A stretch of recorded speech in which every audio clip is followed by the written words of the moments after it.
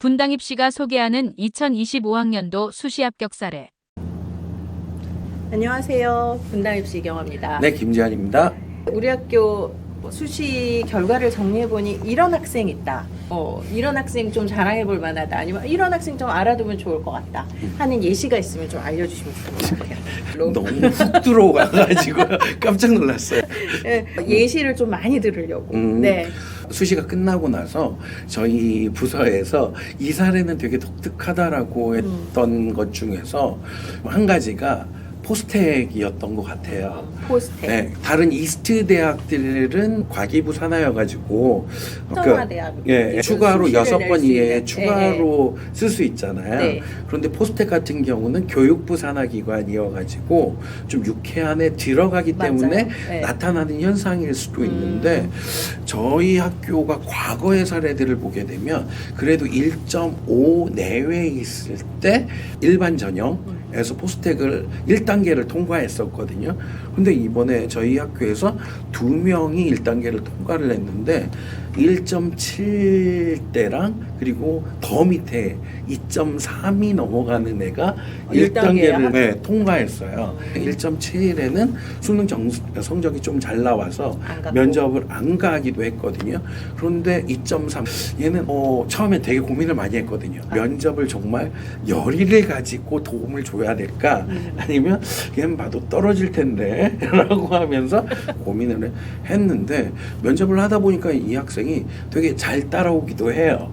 그래서 평상시 그 1단계 통과한 애들 대비하는 것처럼 그렇게 해서 최종 합격을 보는데 일단 후보가 된 거예요. 그렇게 돼서 뒷번호겠구나 라고 생각을 했는데 1차 취업에서 바로 합격을 한 거예요. 근데 얘는 성대 약대를 논술로 합격을 했거든요. 이런 딴 데를 갔군요. 어쨌든 2.4인데 최종 합격을 했다라는 게 저희가 좀 충격이었어요. 저희도 입시 가이드를 하잖아요. 2점이 넘어가면 카이스트는 물론 안 되고 포항공대를 쓰겠다라고 하면 네 성적에 여기를 통과한 사례가 없어 좀 잘 라고 생각해봐봐. 하면 다른 그렇게 데로 가봐봐. 했는데 그러면서 좀 수학이나 과학의 성적이 뛰어난 애들도 좀 걸러냈던 경향이 있었거든요. 근데 걔 같은 경우는 수학 강이 강한 애긴 해요. 걔 한번 써보겠다라고 해서 좋다고 라고 해서 쓴 경우인데 된 걸 보면서 좀 놀랬어요. 네.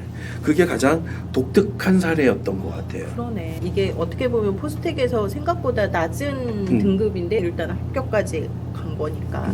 가장 큰 특징은 수학과학의 경쟁력이 있었다라고 하는 거죠. 네. 그다음에 이제 또 다른 사례.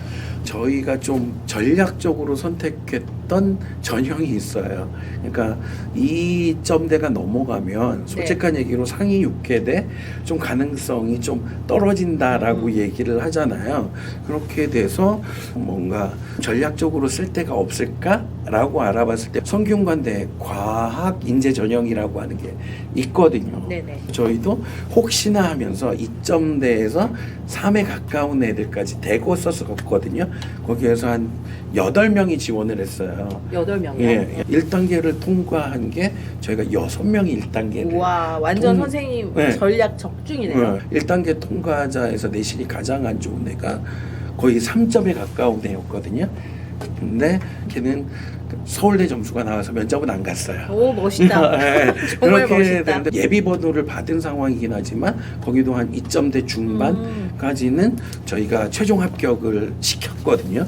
기존에 그 과학고나 영재고 아니면 네네. 특목고 애들, 네네. 자사고 애들이 썼던 전형들에서 조금 느슨해지기 시작하는 빈틈이 생기기 시작했다라는 거죠. 그거를 약간 뒤집으면 걔네들이 딴 데로 빠져나가. 네, 그쵸. 그 정신의 의대나 이런 쪽으로 빠져나간다가 될 수도 그렇죠, 있네요. 그렇죠. 네.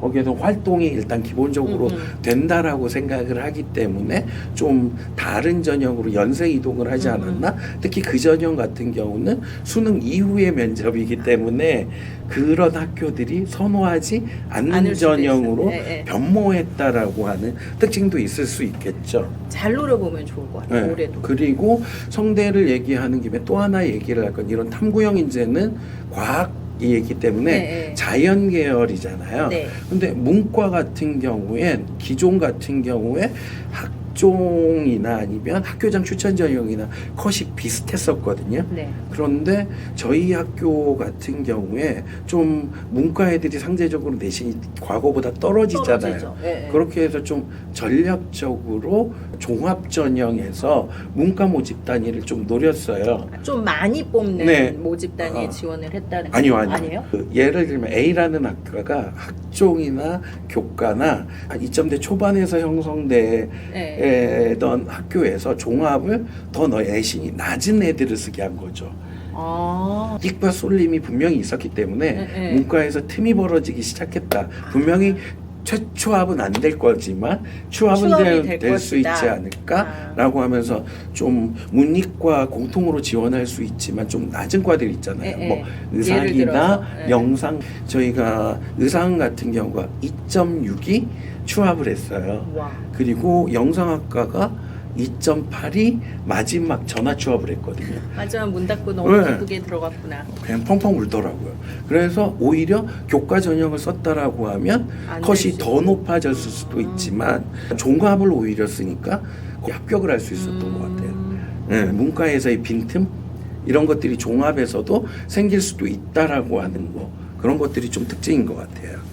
또 다른 사례가 있어요. 논술은 앞선 영상에서도 얘기해 얘기했듯이 주셨지만, 네. 좀 저희가 다관항이 많이 등장했다.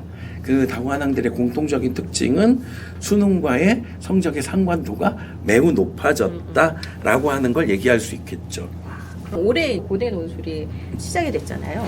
고대 논술 같은 경우가 지금 저희 학교에서는 요번엔 합격자가 없어요. 지원은 했는데 네, 근데 그 이유 중에 하나는 지원했던 절반 정도는 정시로 그 정도 갈 수 있기 때문에 굳이 안 갔구나, 갔던 거죠. 시험을. 불참률이 꽤 높았던 것 같거든요.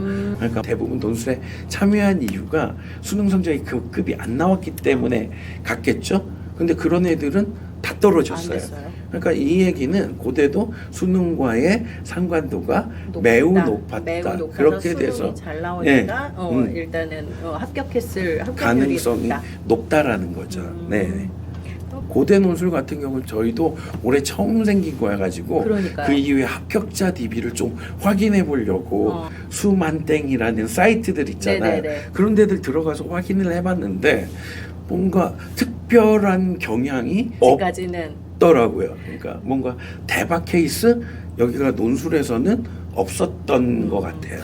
결국은 이거는 대학에서 하는 이제 입학 전형 결과 설명회 때 좀 들어보면은 뭔가가 나오겠네요. 근데 그렇게 보고 나서 저희가 느낀 건, 그럴 수밖에 없는 게, 고대 논술이라고 하는 게 기존에 있던 정원에서 추가해서 된 그 전형이 아니잖아요. 네, 기존 거를 잘라서 100명이 기존에는 교과와 종합 전형을 뽑았다라고 하면 100명 중에서 80명만 교과와 종합을 하기 때문에 교과와 종합이 더 내신 컷이 높아질 수밖에 없는 거고 논술 자체도 뭔가 그러니까 많은 규모의 인원은 솔직히 아니에요.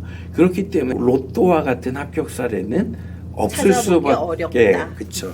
그러면은 이제 밝히실 수 있는 합격 사례는 그 정도일까요?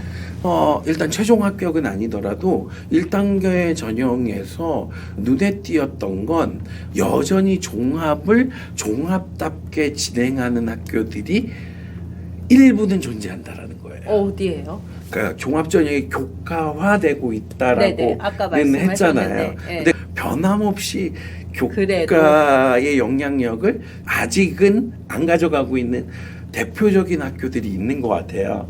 기존에 종합전형 선도학교라고 했던 데들 있잖아요. 예를 들면 가천대, 여대 중에서도 성신여대, 아주대 이런 경우들은 여전히 종합의 영향력이 아직도 강하게 남아있는 학교. 왜냐하면 저희 학교도 좀 의외였던 건 가천대 의학 전형이 있잖아요. 네네. 보통 몇 점 정도여야지 통과할 거라고 보세요?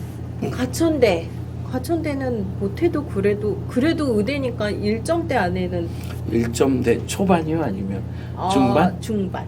근데 저희 학교에서 좀 1단계 통과 사례 중에서 제일 낮은 게 1.97 그러니까 2.0이잖아요. 거의 2인데. 네. 그런 애도 1단계를 통과했다는 거죠.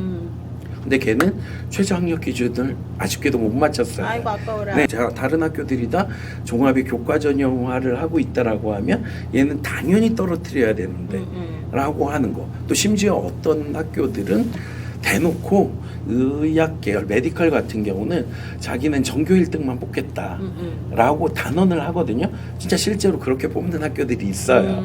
그런데도 가천대도 약간 그런 경향이 보이려고 했었거든요.